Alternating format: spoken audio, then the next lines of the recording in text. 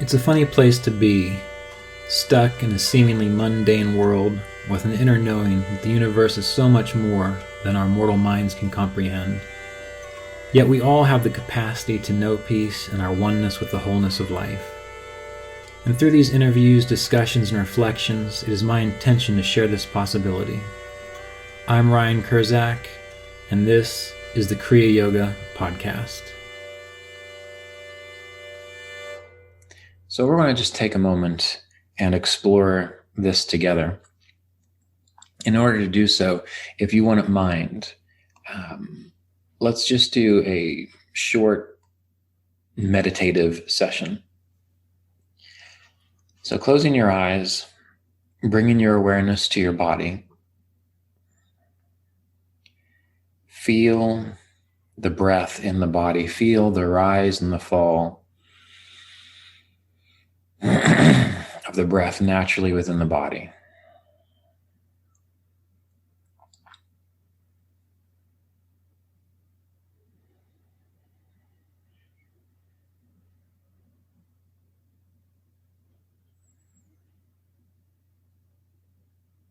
And as you become aware of the breath within the body, become aware of what your body feels like. And this isn't to, you're not judging anything. If it feels bad, well, it just feels bad. If it feels great, it feels great. If it feels neutral, fine. You're just observing as though you were looking at something on a slide of a microscope. It doesn't really matter what's on the microscope, whether it's bacteria or whether it's diamond dust. You're just, what's there? So feel the body as you breathe. Notice the sensations within the body and start with your feet. Feel your feet and your toes.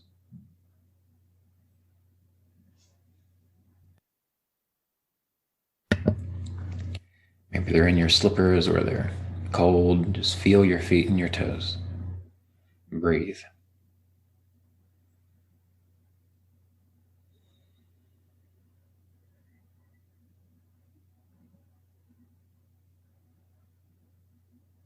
And bring your awareness up to your ankles and your knees, your calves, letting the breath be the center.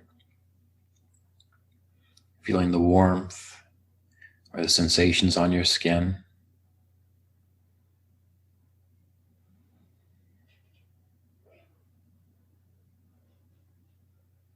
And bring your attention up to your knees, your upper legs, your hips, lower abdomen, lower back.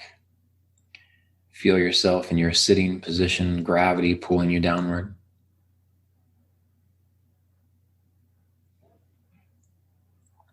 Letting the breath be the anchor.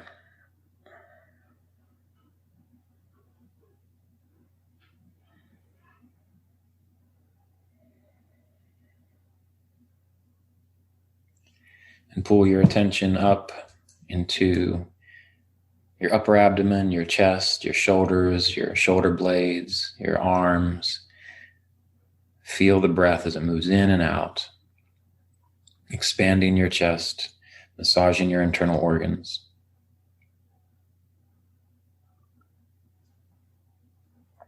And as you do so, as you feel this, know that you are just experiencing the current state of consciousness as it is right now.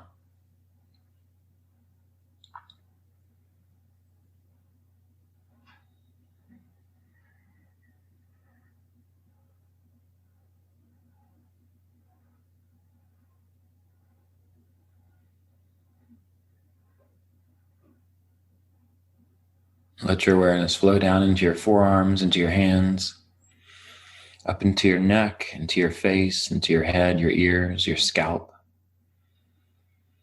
Feel the breath as it flows into your nostrils and flows back out. Observing all these sensations, the current state of your consciousness.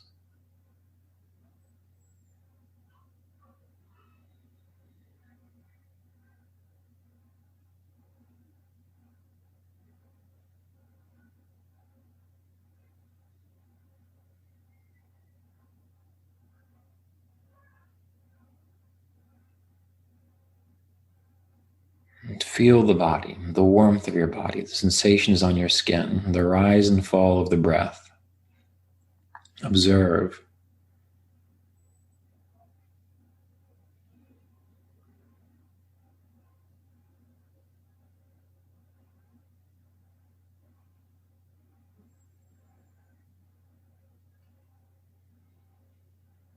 And now bring your awareness to your heart. Feel the heart. And ask yourself this question. What is love? Ask that question. What is love?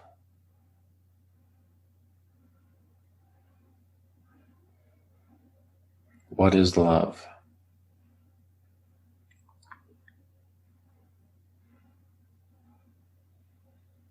Breathe.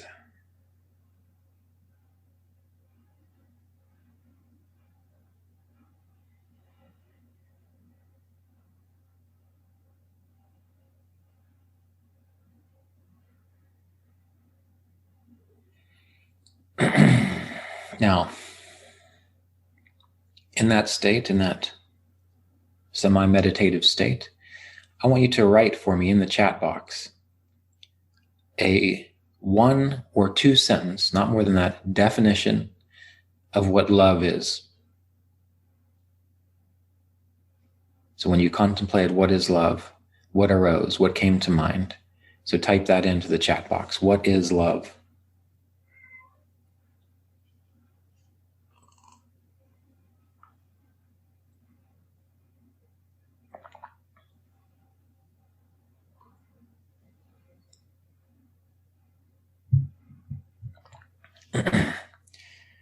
And the reason I'm having you do this is because the first question that was sent to me today, as well as the one that was emailed to me recently, both had to do with this idea of love. And this must be a theme that I'm to be considering because, as many of you might know, last week I was asked by a Unity church to give a talk, a discussion on love for their Sunday sermon. And I happily agreed Thursday. And then the more I thought about it, the more I thought to myself, I really have no idea what I'm going to say to this. And I believe it was probably the worst talk I've ever given. So we're doing this because I want to know what your thoughts of love are. And the other reason I'm doing this is because the woman who wrote to me, I don't believe she's able to be here today. And I just got the question this morning right before I meditated. So I sent her a follow-up question that basically said, okay, well, I need you to define for me what you mean by love. So this is one way we're going to do this. Give me one moment.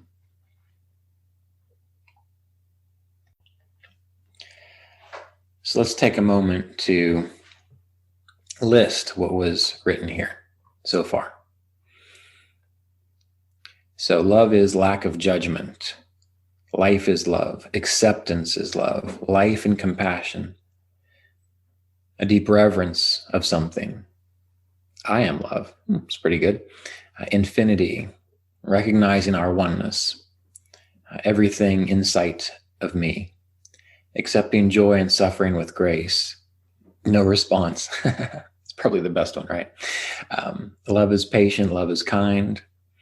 Love is a powerful carrying resonance within oneself for another. Well-being of the one whom you love unconditionally. Love is the truest nature of the divine consciousness. It is the essence of our authentic self. Love is opening to the present moment, accepting, appreciating all that, and the cat. Yeah. And that's what I was thinking about this morning as I was meditating, because as I recognized that the majority of my experiences with meditation for these last 2 decades have typically always involved a couch and a cat. So now back to the questions that prompted this. Let me find it here.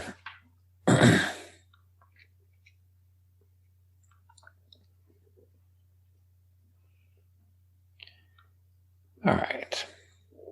I have been studying the Yamas and Niyamas with your book and lectures. It seems strange to me that love is not a Yama. Love is not even one of the 8 limbs of yoga. How does the concept of love, specifically universal love, fit into this spiritual path? So I asked how they were defining love, because we have to start there. And as you've seen, all the people who have posted, while there's been kind of a theme, some people think love is just simple acceptance. Some people say that life is love, or compassion is love, or having a deep reverence for something is love. And one of the things that came to me as I was contemplating this is that love is not an action. Love is a state of being, a natural state. And the yamas and niyamas are things to do or refrain from. And it occurred to me as well that within the yamas and niyamas that, again, depending on how you're approaching it, for example, being true to someone, being established in truthfulness, to me, that's love. Being established in a state of contentment, well, that's an embodiment of love. Not living through attachment is love. Because if you're attached to someone or something, you're usually acting out of selfish motives, even in the best circumstances. But if you're acting without attachment, then love can be experienced freely and clearly. And why is there no talk of love in the Yoga Sutras? Well, there's also really no talk of God in the Yoga Sutras. There is a reference to the term Ishvara, and many people interpret that as God. But on one hand, it means the Lord of the universe, which that's probably where they get the idea of God from. But on the other hand, it's more like a principle or a power or an intelligence which allows all of this to exist. So it's that could be defined as God. But you see, we're just taking things and labeling them God. So there's not even an emphasis towards the idea of God in the Yoga Sutras. And the reason this is the case is because if you practice yoga, you will realize that, as someone said here, I am love. Because again, you can't do it. You can't make it happen. You can simply be it, really. And the way you be it ultimately is by being still. And so really what's happening with yoga practice is, we know from the beginning of the Yoga Sutras, the statement that yoga is the cessation or ending of the fluctuations of the changes in consciousness. Yoga is abiding as the self. Otherwise, you are conforming yourself to definitions, to things. And so the whole purpose of yoga practice is to be quiet, to experience what is, which that experience of isness or pure existence, when you can do it, that's probably what most people are referring to, an ultimate sense of love. But again, we have to be careful with this discussion because, again, everyone has a different idea. To a teenager, love is being able to run into the arms of your boyfriend or girlfriend whom you're just powered by hormones, and maybe you've had past traumas, and so you're trying to find satisfaction or comfort through another person. So love there, you could call it love, sure. But what is it really? It's the experience of trying to find solace and feel safe and sane due to one's past traumas or due to surges of hormones within the body. So would we call that love, really, if we think about it? Well, you might if you're a teenager.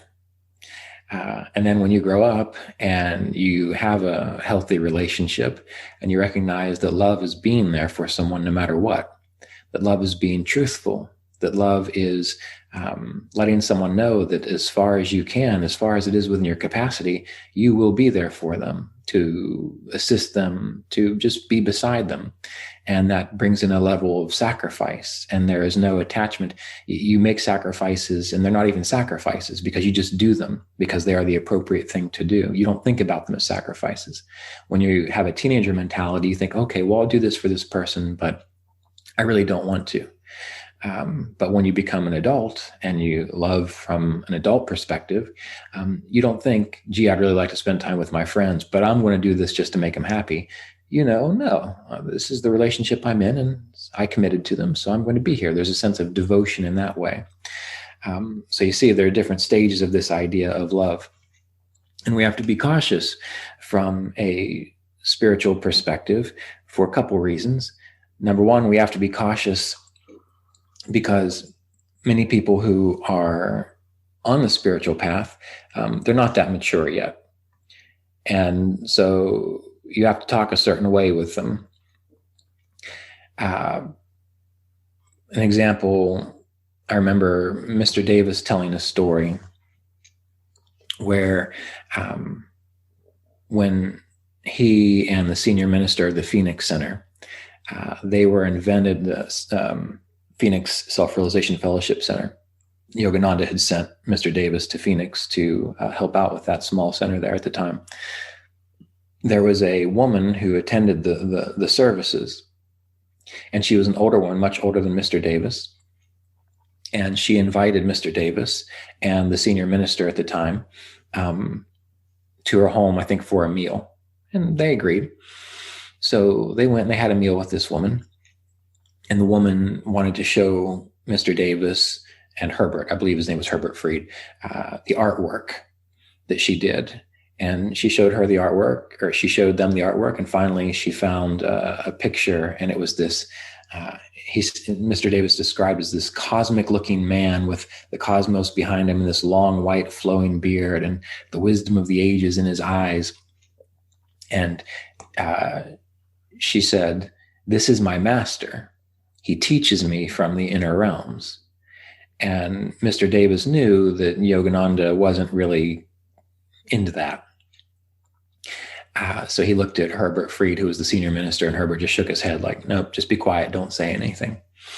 And then 60 days later or so, because Mr. Davis was supposed to go visit Yogananda every 60 days. That's what Yogananda had told him to do. Yogananda said, "I heard about your dinner time visit from Herbert." And he said, you did a fine job. He said, "She has an idea, and this idea sustains her on the path." He says, "It's good you didn't say anything, because if you had said something such as, no, that isn't right, Master," meaning Paramahansa Yogananda, "doesn't think that way or doesn't support that kind of approach," Yogananda said, "you would have chased her away, because she would have had hurt feelings, and she would have thought, well, I need to go somewhere else then."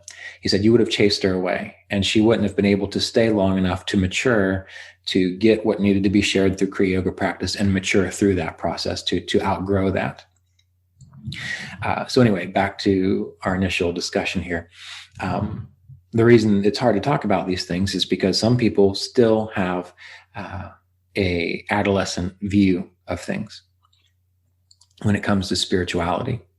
And they have to believe or feel that when they have these surges of ecstasy, or really what's happening is their bodies just getting healthier, their nervous system's getting more balanced, and just feels better.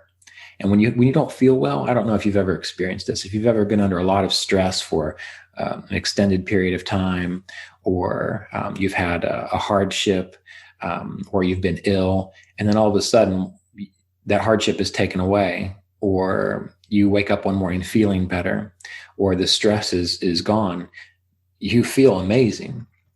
Now, is that because anything new came into your life? No, it's because the thing that was causing the difficulty was removed. So oftentimes when people experience these surges of joy or bliss, or what they mistakenly call Ananda, it's just because their body is getting better, and they're better able to manage their life.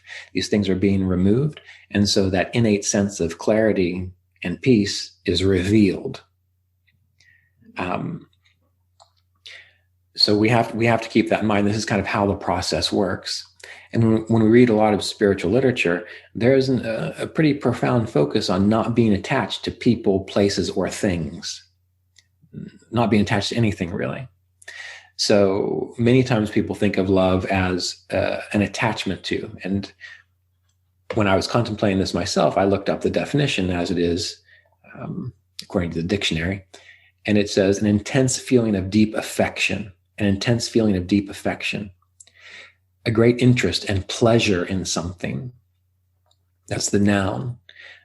The verb, to feel deep affection for, to like or enjoy very much. And if we go by the verbs, well, we know that yoga itself is not really supportive of that, because part of yoga is letting go of your likes and your dislikes, your attachments and your aversions. So when we're speaking about this to a certain state of person, we have to be careful, because if we just come right out and say, yeah, love is non-attachment, love is truthfulness, all these really intense, what they might feel to be strict disciplines, they might say, well, I don't want that. So they're going to go run off and find someone who's going to chant them into a state of emotional high and think that's it. So we have to be cautious. Positive feelings are good. Positive feelings are good. For example, when you do devotional chanting, when you do any kind of chanting, when you chant Om or when you hum, I have heard and I have read that our nasal passages, they produce nitric oxide. And I don't know how many of you know about this, but nitric oxide is, some people can take a form of it as a supplement, which removes inflammation in the body or helps athletes recover quicker. So anyway, when you chant or hum or do Om for long periods of time and direct your vibration and feeling up into the spiritual eye center, which is what? Right in the center of your sinuses, your body produces more nitric oxide. When you do deep breathing, or measured breathing, so it can be deep breathing or it can simply be measured breathing. And when you do alternate nostril breathing, what are you doing? Measured breathing. In for a bit, out for a bit, in for a bit, out for a bit. The same with Kriya Pranayama. You're controlling your breathing. You're pulling the current up. Your breathing is controlled. You're letting it flow back down in a rhythmic pattern. Well, when you do that, you are stimulating. I always get these two mixed up. They always seem opposite of what they should be. I think it's the sympathetic nerve or the parasympathetic nervous system. It's the one that's rest and digest. You are moving into that state. And so what happens if your body is in a state of even mild stress, because many of us walk around with a state of mild stress and we don't even really recognize it. But when you start to practice these meditation techniques and your nervous system becomes, okay, reset, well, of course you feel better, because now you're moving from this low-grade stress, this low-grade anxiety, which many people carry around for one reason or another, or sometimes it's full-blown anxiety constantly. When you catch that moment of the nervous system flips the switch and you move into rest and digest, yes, positive hormones are released. You feel good. When you listen to music, you feel good. You start to train your body to get used to that feeling. But these are physical feelings. They are helpful for the health of the body, but they are physical feelings. But this is also why, from a spiritual perspective, there is a discussion on not being attached to any kind of feeling, even positive, good feelings. That doesn't mean you don't allow them because they are healthy for you. But certain kinds of stress are also helpful for you too. So what we see here is the whole process of yoga, and I believe we've talked about this before in one of the other Q&As, is removing everything that is not your natural state. And if your natural state is peace and love, well, then once it's removed, nothing new has come forward. You have just peeled away that which was blocking your innate experience. Ramana Maharshi talks about this. He says, the self is your natural state. People talk about finding the self. I must get it. I must achieve it. And he says, no, there's nothing to achieve there. He says, just remove the obstacles to knowing what you are, and it'll be there. In the same way that, as we've discussed, if you remove the things that are causing you stress and difficulty and anxiety, you naturally feel peace. Remember when you've gone to the beach or on vacation and you were able to put your cell phone aside or not worry about your reports. Why did you feel so good there? Because you removed those things which were causing you difficulty. Now, it is true that some people's systems have become so habituated to stress and anxiety and depression that there are actual chemical or physical reasons in the brain causing it. But that's also why we practice Kriya Yoga, to refine the nervous system, to engage neuroplasticity, to balance out our hormones, to correct those things. But again, what's happening there? You're just correcting things to their natural state. And then the sense of peace and clarity and love is there. It reveals itself. It is natural. So it's always there. And this leads into the second question, which was posted today. How is the Ananda state of bliss different from a powerful, happy, emotional state? Well, the Ananda state of bliss is not dependent on anything. As I mentioned, it's always there. It's once you practice yoga, and as we know from studying the Yoga Sutras, again and again and again, what the Yoga Sutras say that Kriya Yoga does is it removes the afflictions or the obstacles. Read chapter 1 of the Yoga Sutras. This comes up again and again. Why do we do the yoga techniques? Why do we follow the yoga philosophy? It keeps stating it removes the afflictions or the blockages. It removes the afflictions or the blockages. In chapter 1 of the Yoga Sutras, why do we contemplate Om or chant Om? Well, as it says in the Yoga Sutras, because by contemplating Om, by chanting Om, it removes all obstacles to progress. So we see here, all we're doing with yoga, all we are doing is simply removing the obstacles. Things will be well when the obstacles to their wellness are removed. One woman I saw recently, she got a little creature, or eggs of a little creature called I think it's either an axolotl or axolotl. Anyway, it's like a little newt or salamander type thing that's fully aquatic, has these little frilly gills. You've probably seen pictures of them. They look kind of cute. I've always wanted one. I always thought they were pretty neat, but they have to live in a certain environment. The water temperature has to be a certain level. It has to be colder, not warmer. And that's a problem, because when you live in certain climates, the ambient room temperature is going to be way above what their water needs to be. So I said to her, that's great, you got them. How are you going to chill the water? Because I've wondered that myself. We just got a little discussion about it. And that's an example of, for this creature to thrive and be happy and healthy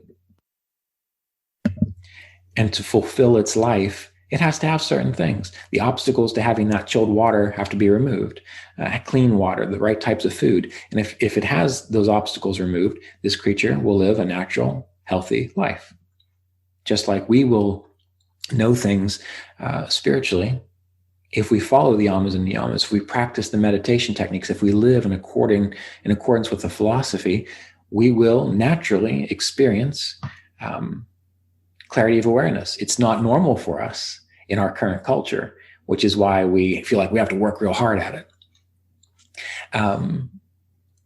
But that's only because of where we are in our culture. Eventually, all these principles will become obvious, and there will be more people who will just know this is how we manage stress. This is how we eat. This is why we need to exercise in a certain way. And the people that are not knowing that will be in the minority. We've got a few years to go, but that's the way it works. So the Ananda state of bliss is freedom. It cannot be described. If someone tries to talk you into it, if they try to describe it to you, just don't listen, because you can't convey it through words. It is complete freedom. And you can imagine what that is, which will help get you there. It'll help carry you along, carry your intention along. But you have to be open to recognizing your growth process. Meaning you might think freedom is this, but as you mature, you start to look around and say, well, maybe I was a little off. Let's adjust it a little bit and keep going. It's stillness, complete stillness. It's abiding as the self, free of attachments, free of anything else. And if you may have experienced that from time to time, but until you do, you really don't know what it is.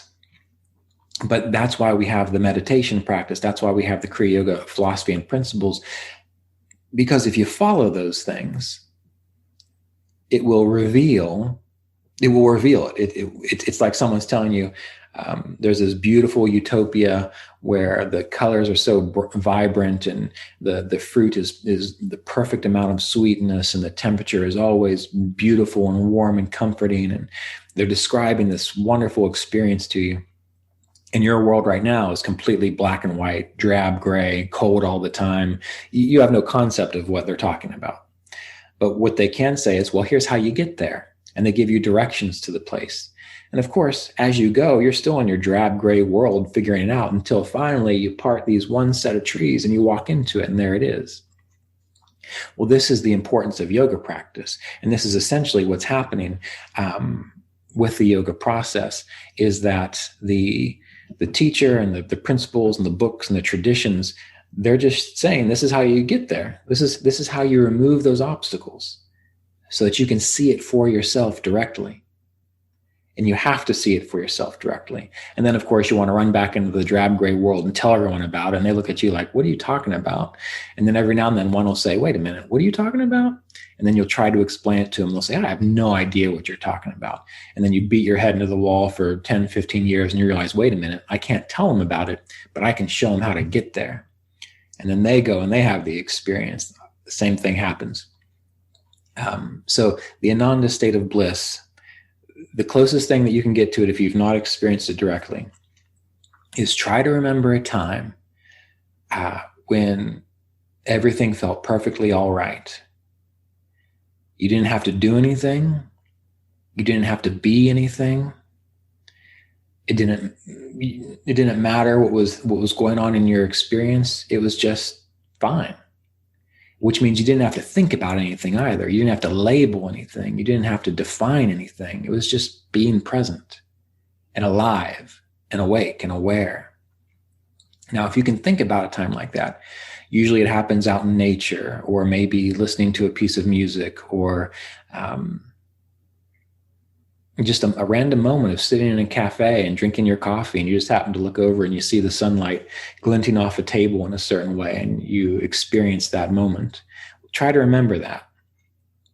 That's probably as close as you're going to get to an understanding of the experience. There's no, over emotionalism about it. There's no hormonal burst. It's just a realization of perfect clarity. Now, the beautiful thing about what I just described is that if you can imagine what I just said, and you can do that in your meditation practice daily, that is enough to start to make it recognizable and easy for you. This is what we act like very often. We act like meditation we act like a certain meditation technique is going to give us what we just described. Oh, we just do that meditation technique and that's what's going to happen. Well, those meditation techniques are tools, meaning they prime the pump. They get you ready. And it might be that through certain breathing exercises, yes, you hit that moment of just pure awareness being. But that's because you have organized your nervous system and your physiology to let the mind take a moment off. So there's no more definitions. You don't have to define anything. You don't have to label everything that you see, and just experience it. That's beautiful and that's a wonderful thing. But you have to practice abiding there, staying there. You have to make it a conscious thing that you can do, not just because you do a breathing technique, not just because you recite a mantra, but because at any moment you know it and you can say, done. I'm experiencing that. You learn how to do it. So one of the ways you learn how to do it is to move into a state using your own imagination, and that retrains yourself to be able to do that. But you have to practice it. It's like many people say, I want to experience love and safety and contentment. Well, if you're in a situation where you're being abused and you're not safe, well, the very first thing you have to do is get yourself out of that situation. Now, let's say you're not in that anymore. Let's say that's something of your past. That's a trauma of your past. And pretty much for the last 3 years of your life, you've had electricity, you've had clean clothes, you've had good food, you've had warmth, you've had friendship, but there's this underlying thread of constant anxiety because you remember what you went through. Well, if you want to experience love and safety and everything around you is already indicating that it's okay to feel that way now, but your system is still caught in a loop, well, yes, therapy and counseling is probably going to be the best bet for you to start, especially things like body work, EMDR, eye movement desensitization and reprocessing, or the presence process by Michael Brown. But at some point in time, you have to sit down and say, no, I am safe, and imagine a feeling of safety. No, I am at peace. No, it is okay. And you have to do that work. And in the beginning, it is hard work. But the more you get into it, and you remember what it felt like, where you try to imagine what it would feel like, and you keep letting go of the things that pull you back to stress, eventually it becomes easy for you to, okay, no, I can stay here for a little while in this space. And you start to retrain your body and your system to feel that, because you're not in the trauma anymore. And then you have to start to develop trust, because you're going to get traumatized again. We live in a world where that happens. So you have to start remembering, oh, yes, I understand that difficulties are going to come to me again, but I can handle it. I trust that I handled the last one, even though it was stressful. I'm safe now. I can handle the next thing too. And what happens is, by doing that every day, imagining every day, you're putting one little pebble in the pond, one little pebble in the pond. And that pond is so deep that it might take many, many years, but eventually you put that last pebble in and you realize that last pebble has now filled up the pond. And so now you can walk across it. This is the work that we have to do. Nothing is going to do it for us. No gaze of a guru is going to do it for us permanently. No 100,000 repetitions of Kriya Pranayama are going to do it. Those things are help. They help. They are tools. But you still have to do the work to train yourself to move into that state. So this is why we do what we do in this process. And this is why it's not an easy process. And those people, those of you who are here, who are studying this, who are part of the Kriya Yoga Apprenticeship Program, who are part of this Patreon program, the Journal of a Kriya Yoga Teacher Patreon program, there aren't a whole lot of you. Why? Because it takes a lot of work, and people don't usually want to do that. But there are those few who do. And once you do then understand what love is. But you can't talk about it. You can't describe it to someone. It's not something you can give yourself in a shot, or through some drugs, or through doing an activity that gives you adrenaline. You recognize it as the natural state of your being. When you have a glimpse of what you call the Ananda state, or the blissful state, you recognize the difference between, oh, I'm just extremely happy now because I had some caffeine this morning, or I'm just extremely happy now because I've seen this loved one that's been gone for 10 years. And I know those are hormones. You begin to recognize that there is a thread of peace and clarity that underlies all of that. And that is the Ananda state, the bliss state. That's why they say the things that us sentient beings, in a sense, all crave are being, consciousness, and bliss. Being, consciousness, and bliss. It doesn't say everything, what people crave are love, God, and hope. It's being, consciousness, and bliss. So, final thing I want to share about this particular process, unless there are other questions related to it further down that I haven't seen yet, is the work that you are doing, studying yoga, applying what you learn, that is revealing to you what love is. revealing to you what the self is. Yoga removes the obstacles, removes the afflictions to abiding as the self, which in a sense means abiding as love. You are a personality at the moment, meaning you identify with the personality. If you are not feeling peace or you are not feeling love, and there are no external things that you can do to adjust that, meaning if you're being abused, you need to correct that. If you're around dramatic people who always drag you down, you need to correct that. If you don't exercise and all you eat is sugar all day and that messes up your hormones and your ability to have a healthy nervous system, you need to correct that. But let's say you are doing everything well, and it's not complicated. Just have healthy relationships around you, or be alone. That's better than having unhealthy relationships.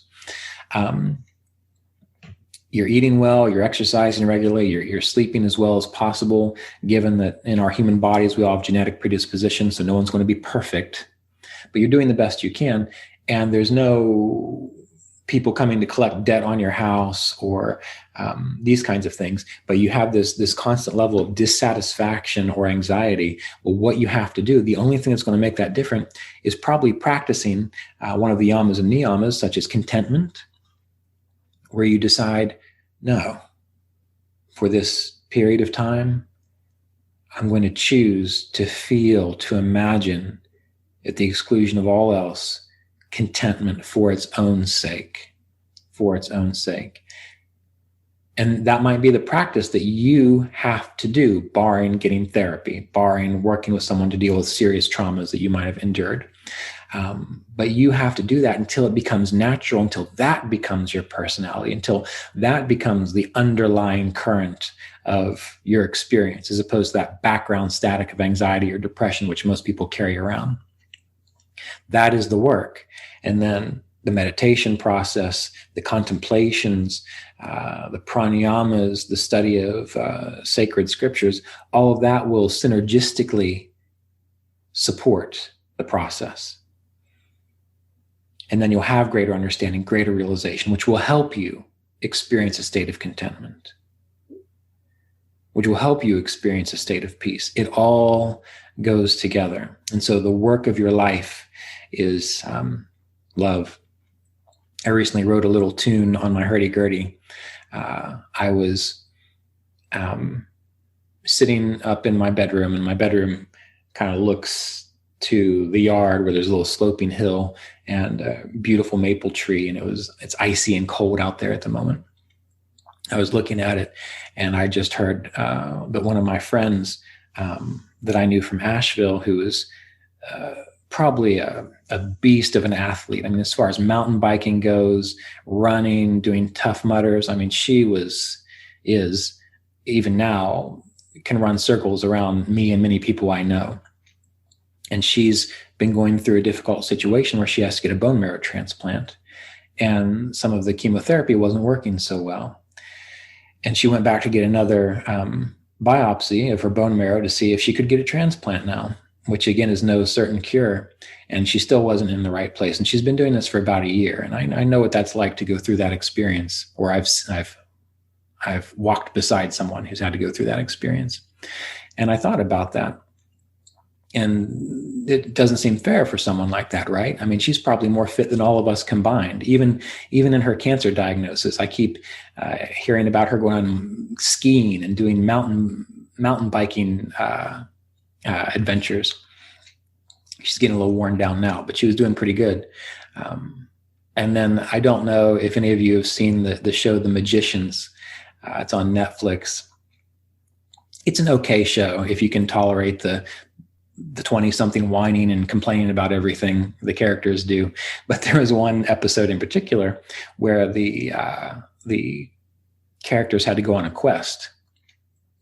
And the quest was to create a mosaic of tiles, and no one had been able to solve this quest. The quest was to, using these tiles, create a mosaic that reflected the beauty of all life. And they get there, think, yeah, sure, we're just going to pull it off. And what happens is They start and it's so much frustration. Nothing ever seems to work. And they end up living their entire life from 20 years old until one of them dies of old age. And the other one, he ends up having a child with a woman and she passes, and there's suffering, but there's the joy of success, and there's the time they spent together and the love that they share. And after the first one dies, then the second one finds the final tile that puts it all together. And it was called the mosaic. And it was aiming to show, at least what I took from it, that we're looking for the beauty of all life. And what this show illustrated was the beauty of all life is living life, living through the pain, celebrating the joys, being together, being apart, going all of it together. So anyway, I saw the snow. I remembered my friend. I thought about this show that I watched, and so I wrote this piece, simple piece, that I called the mosaic. And it's through those experiences that music comes about, that love comes about. And it is the practice of yoga which allows us to live this life in that way. Being able to be crushed, being able to be lifted up, being able to be courageous, being able to undertake our personal quests, whether they succeed or whether they fail, because this individual thought that he had failed because they didn't complete the quest before his friend died. But of course, this is a show called The Magicians. So as soon as they completed the tile, they went back in time to their earlier selves. And then later on, they remembered that they lived a whole life together, 60, 70 years together. And it completely changed the way they viewed life. Their character development increased, and they became a little less whiny. So anyway, this is hopefully helpful as best as possible in a description of what is Ananda, what is bliss, why isn't love talked about in the Yoga Sutras? Well, because you can't talk about it. You can only do what we've discussed. This episode of the Kriya Yoga Podcast was made possible by donations from Kriya Yoga Apprenticeship students and supporters of our Patreon community at www.patreon.com/Kriya Yoga.